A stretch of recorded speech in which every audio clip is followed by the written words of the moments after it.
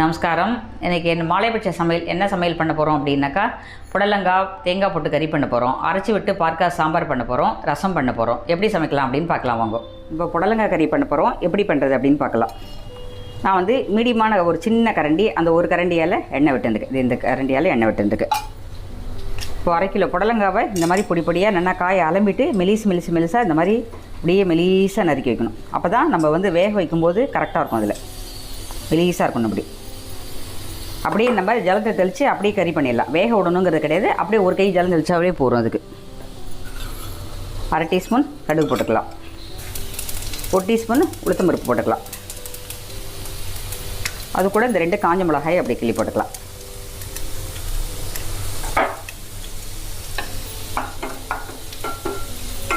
தீயை வந்து மிதமாக வச்சுக்கோங்க. நீங்கள் இதுக்கு தேங்காய் எண்ணெய் வேணாலும் விட்டு பண்ணுங்க, இல்லை சாதாரணமாக ஆயில் விடனாலும் விட்டு பண்ணுங்க.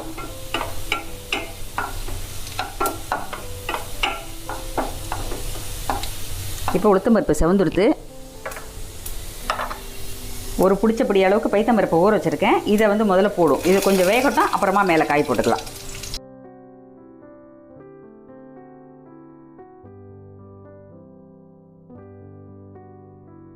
கொஞ்சம் பாரு, நான் பெருங்காய ஜலம் விட்டுக்கிறேன். உப்பு வந்து அப்புறமா போட்டுக்கலாம். இப்போவே உப்பு போட்டுட்டோன்னா பருப்பில் ஏறிடும். கொஞ்சம் இந்த பருப்பு வேகட்டும், அது மேலே இந்த காயை போட்டுக்கலாம். ஊற வச்சுருக்க பைத்தம்பருப்பை முதல்ல கொஞ்சம் வேக விட்டுட்டு நம்ம அது மேலே காயை போட்டோம்னாக்கா கரெக்டாக இருக்கும் அது வேகிறதுக்கு. இப்போ 1/4 டீஸ்பூன் மஞ்சள் பொடியும் போட்டிருக்கோம். இதையும் நல்லா சேர்த்து கலக்கலாம்.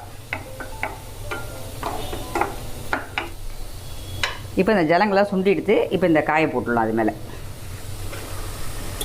இது போட்டு இது மேலே ஒரு கை ஜலத்தை தெளிப்போம். தேவையான உப்பையும் போட்டுடலாம். அதில்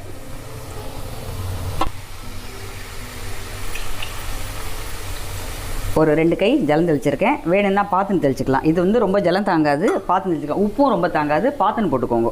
நான் இந்த அளவுக்கு கல் உப்பு போட்டிருக்கேன். இப்போ இதை நல்லா கலரி விடுவோம். நல்லா வேகட்டும். அப்புறம் வெந்ததுக்கு அப்புறமா தேங்காய் தான் போடணும். வெந்தா விட்டு பார்த்துக்கலாம். தீ ரொம்ப நிறைய வச்சிங்கன்னா ஜலம்லாம் சுண்டி போயிடும். அதனால் தீ வந்து திட்டமாக வச்சுக்கோங்க. அப்புறம் சும்மா ஜலம் தெளிக்கிற மாதிரி இருக்கும் இதில். அதனால் மட்டா வச்சுக்கோங்க. உப்பு ஜலம் ரெண்டுமே தாங்காது இதுக்கு. இப்போ இந்த அளவுக்கு ஜலம் இருக்குது. இது தீ கரெக்டாக வச்சோம்னா நமக்கு சரியாக இருக்கும் வேகத்துக்கு. மூடி போட்டு மூடி வைப்போம். இது வேகட்டும், அப்புறம் பார்க்கலாம்.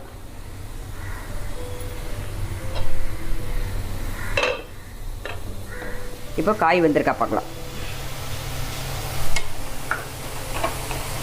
கரெக்டாக இருக்குது. இன்னும் துளி சுண்டட்டும், கொஞ்சம் ஜலம் இருக்குது. இந்த புடலங்காய் மட்டுமே எப்போதுமே ஜலம் விட்டுக்கும். கறி பண்ணி வச்சாலுமே கூட ஜலம் விட்டுக்கும். அதனால் கொஞ்சம் தண்ணி இன்னும் கொஞ்சமும் நல்லா சுண்டட்டும். அதுக்கப்புறம் நம்ம தேங்காய் போடலாம். இது வந்து நிமிஷமாக வெந்து போயிடும் புடலங்காய். எங்கள் அம்மா என்ன பண்ணுவான்னா, புடலங்காயை நறுக்கிட்டு உப்பு மஞ்சள் பொடி போட்டு பைத்தம்பருப்பையும் போட்டு அப்படியே பெசரி வச்சுருவா. அப்படியே புழிஞ்சு போட்டுருவா. அப்படியே காய் ரொம்ப நன்னா வெந்து போயிடும் அப்படியே.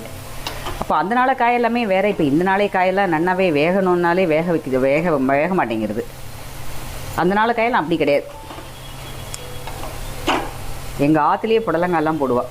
அதனால் அதெல்லாம் ரொம்ப நன்னா இருக்கும். அப்படியே நார்மல் கொடி தானே, பந்தல் மாதிரி போட்டுருவாள். தண்ணி எல்லாமே சுண்டி எடுத்து இதில் ஒரு 3 டேபிள் ஸ்பூன் அளவுக்கு போட்டிருக்கேன். இந்த தேங்காய் வச்சுருக்கேன். இந்த தேங்காயும் அப்படியே அள்ளி போட்டுக்கலாம்.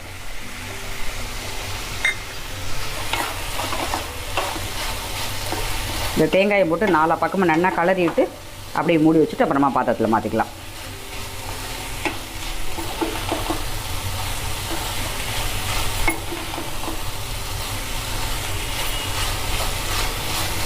கொஞ்சம் நல்லா வேகட்டும். ஒத்தாப்பில் 4 பக்கமும் தேங்காய் படுற மாதிரி கலரும், இல்லைன்னா ஒரு பக்கமாக இருக்கும்.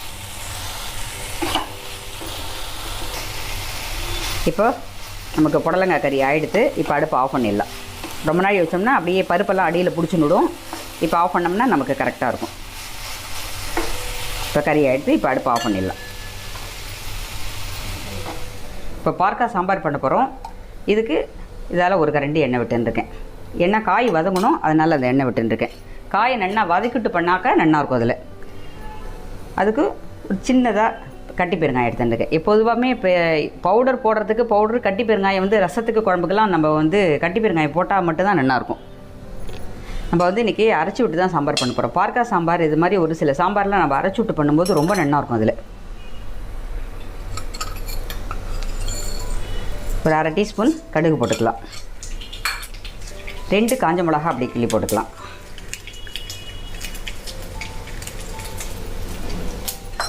ஒரு அரை டீஸ்பூன் வெந்தயம் போட்டுக்கலாம்.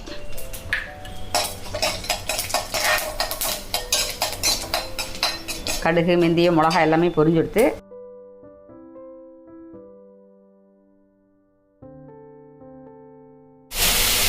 காயை வந்து நம்ம நல்லா எண்ணெயில் வதக்கணும். வதக்கினதுக்கப்புறமா தான் புளி கரைச்சி விடணும். காயை வதக்காமலேயே புளி கரைச்சி விட்டுட்டோம் அப்படின்னா அந்த பார்க்க டக்குன்னு வேகாது அது.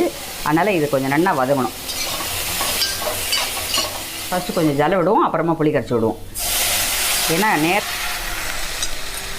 புளி வந்து ஒரு பெரிய எலுமிச்சம்பழம் அளவுக்கு புளி எடுத்து வச்சுருக்கேன் இந்த சாம்பாருக்கு. இது சரியாக இருக்கும்.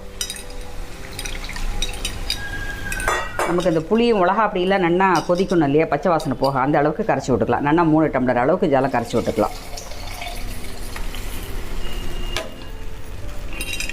ஜலம் கூட இருந்து கொதிக்கிறதுனால தப்பு இல்லை, கம்மியாக இருந்து கொதிச்சாதான் அந்த பச்சை மிளகா அப்படிலாம் போகாது, குழம்பின்னு அப்படியே அடி பிடிச்சிடும். கொஞ்சம் கூட இருந்தால் தப்பு கிடையாது ஜலம்.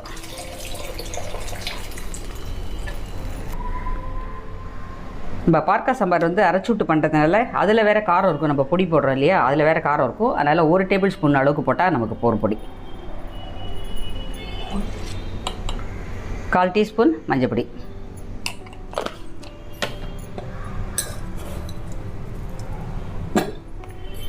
தேவையான அளவுக்கு கல் உப்பு போட்டிருக்கேன். வெல்லம் வந்து துளி போகிற வெல்லம், அது போட்டால் தான் நல்லாயிருக்கும். துளி போகிற வெல்லம் போடலாம். குழம்பு நல்லா கொதிக்கட்டும். கொதிச்சதுக்கு அப்புறமா நம்ம பருப்பு விட்டுக்கலாம். வேக வச்ச பருப்பு அப்புறமா விட்டுக்கலாம். குழம்பு நல்லா கொதிக்கட்டும், அப்புறம் பார்க்கலாம். இப்படி மூடி வைப்போம். நம்ம அரைச்சி விட்டு சாம்பார் பண்ண போகிறோம். அதுக்காக பொடி கடலைப்பருப்பு கொத்தமல்லி ஒரு பொடி போடலாம். அதில் ஒரு 3 ஸ்பூன் போட்டுக்கலாம். 3 டீஸ்பூன். இந்த ஸ்பூனால் 3 டீஸ்பூன் போட்டுருக்கேன். இந்த தேங்காயை இதில் போட்டு நுள்ளலாம். இதை அரைச்சிட்டு பார்க்கலாம்.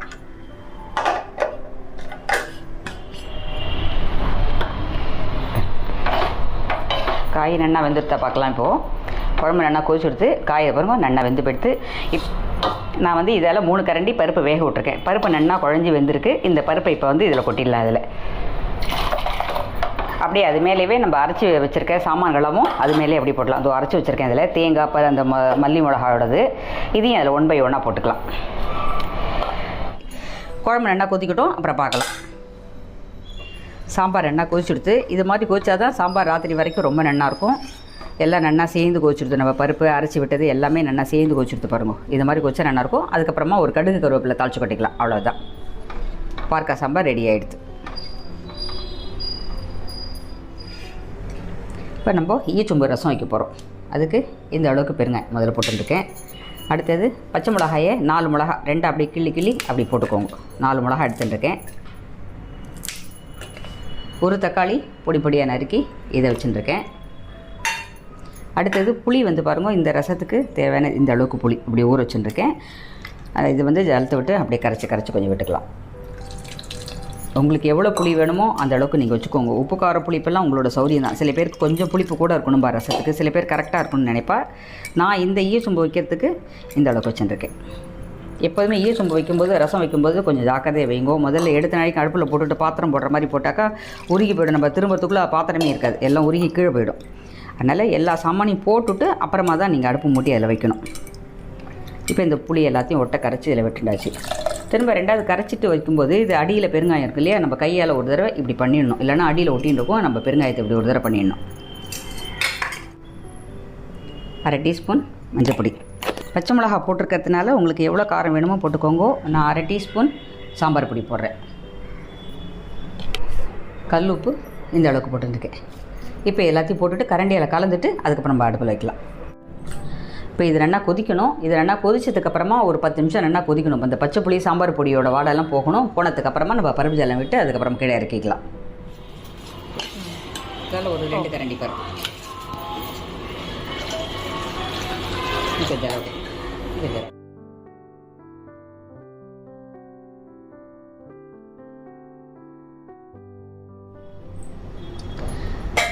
இதோ இப்போ நம்ம எடுத்து இந்த பருப்பு ஜலத்தை அதில் விட்டாச்சு. விட்டதுக்கப்புறமா அது அப்படியே நுரைச்சி பொங்கி வந்துடுது. இப்போ அடுப்பு ஆஃப் பண்ணியாச்சு. இப்போ அதுக்கு தேவையான அளவுக்கு கொத்தமல்லி தழை போட்டுக்கலாம். அதில் உங்களுக்கு கொத்தமல்லி தழை இருந்தால் போட்டுக்கோங்க, இல்லைன்னா பரவாயில்ல. ரசத்துக்கு அது போட்டால் வாசனையாக இருக்கும். முல்லை ஜீரப்பொடி ஏற்கனவே நம்ம சாம்பார் பொடி கொஞ்சம் போட்டிருக்கோம், பச்சை மிளகாவும் போட்டிருக்கோம். இந்த முல்லை ஜீரப்பொடி போட்டாக்கா வாசனையாக நல்லாயிருக்கும். இதை போட்டுட்டு இது ஒரு தடவை கலந்து விட்ருவோம். உங்களுக்கு நெய்யில் வேணாலும் தாளித்து கொட்டிக்கோங்க, இல்லை சாதாரணமாக வெறும் எண்ணெய் வேணாலும் தாளித்து கொட்டிக்கோங்க. அது உங்களோட சௌரியம், எப்படி வேணுமோ அப்படி தாளித்து கொட்டிக்கலாம். நெய்யில் தாளித்து கொட்டும்போது அந்த ரசம் சூடாக இருக்கும்போது விட்டுனா நல்லாயிருக்கும். ஆறி போனதுக்கப்புறம் அந்த நெய்யெல்லாம் மேலே மிதந்துன்னு இருக்கும். அதனால் உங்களுக்கு எப்படி வேணுமோ நீங்கள் பார்த்துக்கோங்க.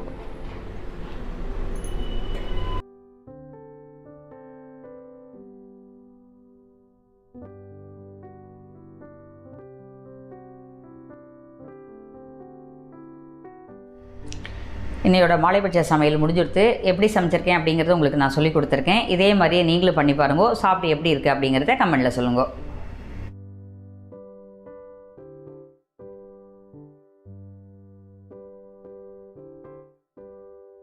இப்போ மாலைபட்ச டிஃபனுக்காக ரவா இட்லி பண்ண போகிறோம். அதுக்கு காய்கறிலாம் எதுவுமே தேவையில்லை, ரொம்ப சிம்பிளாக பண்ண போகிறோம். எப்படி பண்ணுறது அப்படிங்கிறத பார்க்கலாம். ரவா இட்லி பண்ணுறதுக்கு இப்போ 1 டம்ளர் ரவா எடுத்துட்டுருக்கேன். இதை கை பொறுக்கிற சூட்டுக்கு வறுத்தா போகிறோம். ரொம்ப நன்னா வறுக்க வேண்டாம், கை பொறுக்கிற சூட்டுக்கு வறுக்கலாம். இது போகிறோம். இது ரொம்ப பெரிய ரவாவாக எடுக்கக்கூடாது, கொஞ்சம் சின்ன ரவாவாக இருக்கணும். அப்போ தான் நல்லாயிருக்கும். ரொம்ப பெரிய ரவாவாக இருந்தது அப்படின்னா ரொம்ப உதிராக இருக்கிற மாதிரி இருக்கும். கொஞ்சம் நைஸ் ரவாவாக இருந்ததுன்னா இட்லிக்கு ரொம்ப நல்லாயிருக்கும். இது கொஞ்சம் நைஸ் ரவாவாக வாங்கும்போது நீங்கள் கொஞ்சம் நைஸ் ரவா அப்படின்னு கேட்டு வாங்குவோங்க. ரொம்ப செவக்கணுங்கிறது இல்லை, கை பொறுக்கிற சூட்டுக்கு இருந்தால் போகிறோம். ரவா ஏன் வறுக்கணும் அப்படின்னா ஒரு மாதிரி பச்சை ஸ்மெல் அடிக்கும் ரவையில். அதனால் அது கொஞ்சம் லைட்டாக கொஞ்சம் வறுத்துட்டோம்னா அந்த ஸ்மெல்லு போயிடும். இட்லியோட வாசனையாக இருக்கும், நல்லாயிருக்கும். அதுக்காக தான் அது. இப்போ நம்ம ரவா உருண்டைக்கு வறுக்கிறோம், ரவா உப்புமாவுக்கு வறுக்கிறோம் இல்லையா, அதே மாதிரி தான் இதுவும். அதுக்கு ரொம்ப வறுக்கணும், இதுக்கு கொஞ்சமாக வறுத்தா போகிறோம், அவ்வளோதான். இப்போது கை பொறுக்கிற சூட்டுக்கு வறுத்தா போகிறோம். அதாவது இப்படி பிடிக்கிறோம் இல்லையா, அந்த சூட்டுக்கு அந்த அளவுக்கு இருந்தால் போகிறோம். இப்போ இதை ஆஃப் பண்ணிடலாம். இதை நம்ம ஒரு பாத்திரத்தில் போட்டுக்கலாம். இப்போ அதுக்கு தாளிச்சு கொட்டத்துக்கு என்னென்ன அப்படிங்கிறத பார்க்கலாம். உளுத்தம் பருப்பு 1 டேபிள் ஸ்பூன், கடலைப்பருப்பு 1 டேபிள் ஸ்பூன், ஒரு 4 முந்திரி பருப்பு கையால் கிள்ளி வச்சுருக்கேன், 2 பச்சை மிளகா நறுக்கி வச்சுருக்கேன், இஞ்சி துளி நறுக்கி வச்சுருக்கேன், கொத்தமல்லி தழை, கருவேப்பிலை, கடுகு, பெருங்காயம். இவ்வளோ தான் இதுக்கு தாளிச்சு கொட்டுறதுக்கு. ஒன்றா எல்லாத்தையும் தாளிச்சு கொட்டிடலாம். இப்போ இதுக்கு எண்ணெய் கொஞ்சம் தாராளமாக, அது பருப்பெல்லாம் வறுப்படணும் இல்லையா, அதனால் இதால் ஒரு 3 ஸ்பூன் தாராளமாக எண்ணெய் விட்டுக்கலாம். ஒரு 1/2 டீஸ்பூன் கடுகு போட்டிருக்கேன்.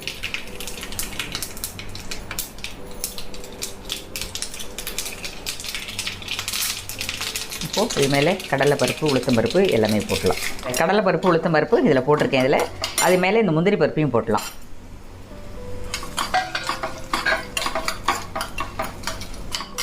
இப்போ 1 பை 1 போடலாம். இப்போ முதல்ல இஞ்சி போட்டுருவோம். இஞ்சி போட்டுட்டு அது மேலே பச்சை மிளகாயும் போடுறேன். இது ரெண்டும் முதல்ல கொஞ்சம் வறுப்படட்டும், அப்புறமா கருவேப்பிலை போட்டுக்கலாம். இப்போ கருவேப்பிலை போடலாம்.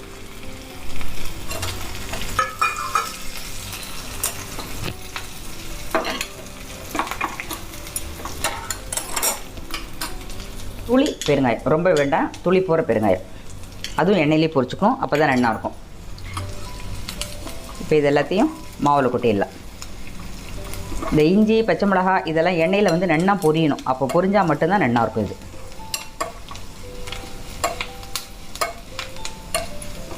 இஞ்சி நன்னா அந்த எண்ணெயில் பொரிய பச்சை மிளகாவும் இஞ்சியும் அதில் எண்ணெயில் பொரிய வாசனையாக இருக்கும். காரமும் நமக்கு கொஞ்சம் கம்மியாகிடும் பச்சை மிளகாலாம் வதக்க பார்த்து. இப்போ கரெக்டாக இருக்கும் இது. இப்போ இதை நம்ம மாவில் போட்டுக்கலாம்.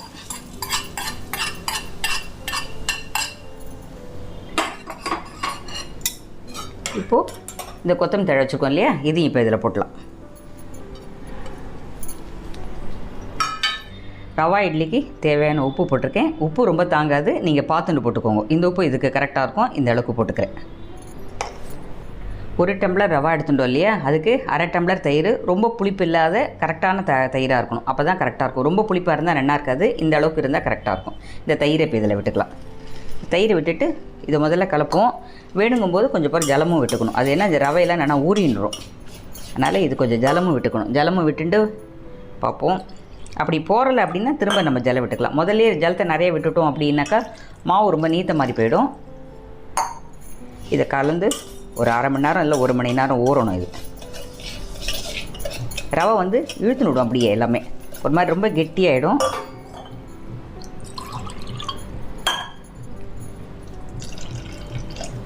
அரை டம்ளர் தயிர், 3/4 டம்ளர் ஜலம் விட்டுருக்கேன் அந்த டம்ளரால். அந்த அளவுக்கு விட்டுட்டோம்னாக்கா சரியாக இருக்கும்.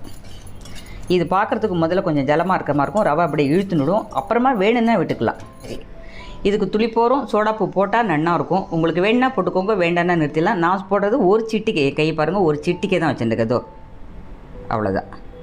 இந்த அளவுக்கு போட்டால் போகிறோம். இதை நன்னா கலந்துட்டு 1 மணி நேரம் நன்னா ஊறட்டும். வேணும்னா நம்ம அப்புறமா ஜலம் விட்டுக்கலாம், வேண்டான்னா நிறுத்திடலாம், அவ்வளோதான். நன்னா உப்பு, அந்த சோடாப்பூ எல்லாம் 4 பக்கமும் கலக்கிற மாதிரி அப்படியே வச்சுடணும் நன்னா. அப்படி இது ஊறட்டும், அப்புறம் பார்க்கலாம். இப்போ எப்படி ஊறி இருக்கு அப்படின்னு பார்க்கலாம். நம்ம இது இந்த அளவுக்கு இருந்தால் கரெக்டாக இருக்கும். இதுதான் கரெக்டான பதம். நம்ம வந்து ஜலமே விடலை, முதல்ல விட்ட ஜலம் தான். இப்போ இது இந்த அளவுக்கு இருந்தால் கரெக்டாக இருக்கும். இது வந்து ஜலமாகவும் இருக்கக்கூடாது, இதை விட இன்னும் கெட்டியாகவும் இருக்கக்கூடாது. இது வந்து நமக்கு கரெக்டாக இருக்கும், கரெக்டான பதமாக இருக்குது. இப்போது தட்டில் எண்ணெய் தடவிடலாம். இப்போ எல்லா குழிலையும் எண்ணெய் விட்டுருக்கேன், அப்படியே தடவிடலாம். எண்ணெய் நம்ம தாராளமாக தடவினா தான் அதில் ஒட்டாமல் வரும். இதில் வந்து சும்மா நம்மளோட அழகுக்கு தான் இது, வேறு ஒன்றும் கிடையாது. இதில் ஒவ்வொரு குழியும் அப்படியே ஒவ்வொரு முந்திரி பருப்பு வச்சிடலாம். இது வந்து லைட்டாக எண்ணெயில் பொரிச்சு வச்சுருக்கேன். இதோடைய ஒன்று ஒன்றா ஒவ்வொரு குழியில் வச்சா பார்க்கறதுக்கு அழகாக இருக்கும். இது உங்களுக்கு இருந்தால் வைங்கோ, இல்லாட்டா பரவாயில்ல. ஆனால் இது மாதிரி வச்சா பார்க்குறதுக்கு அழகாக இருக்கும். இப்போது இட்லி பானையில் ஜலமும் வச்சாச்சு. ஜலமும் நல்லா கொதிக்க ஆரம்பிச்சிடும். தட்ட வேண்டாம், அப்படியே விட்டுட்டோம்னா சரியாக இருக்கும்.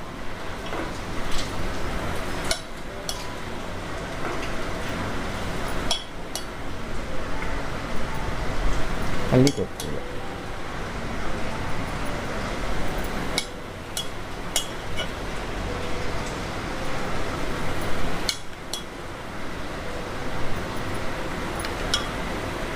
இப்போ நம்ம 1 டம்ளர் ரவா காமிச்சோம் இல்லையா, அதுக்கு ஒரு 7 இட்லி, அவ்வளோதான். எல்லாமே விட்டாச்சு.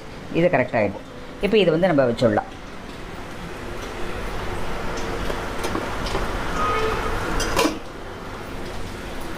இதை வச்சுட்டோம். இது ஒரு 10 நிமிஷம் வேகட்டும். வெந்ததுக்கு அப்புறமா பார்க்கலாம்.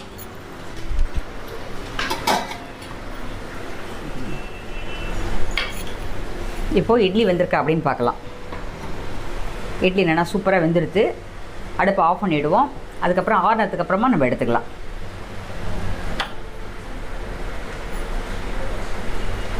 சூட்லேயே நம்ம எடுத்தோம் அப்படின்னா அதில் அப்படியே எல்லாத்தையும் பிடிச்சிடும். ஸ்பூன்லேயும் பிடிச்சிக்கும், அந்த தட்லேயும் பிடிச்சிக்கும். என்னென்னா ஆறணும். ஆறுனதுக்கப்புறம் எடுத்துக்கலாம். அதிலே 2 நிமிஷம் அப்படியே புழுங்கட்டும். அப்படியே மூடி வைப்போம். ஒரு 2 நிமிஷம் கழிச்சு அப்புறமா எடுத்துக்கலாம்.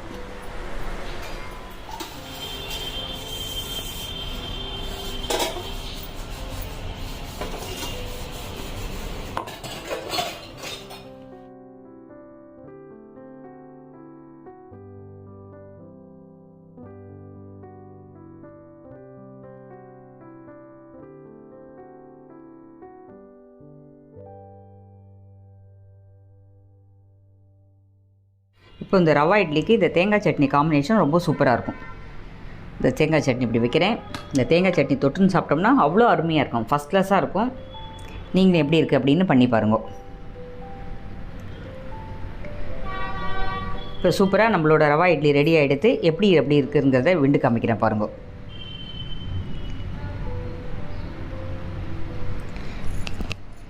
ஓகேயா? அவர் எப்படி இருக்குது பாருங்க.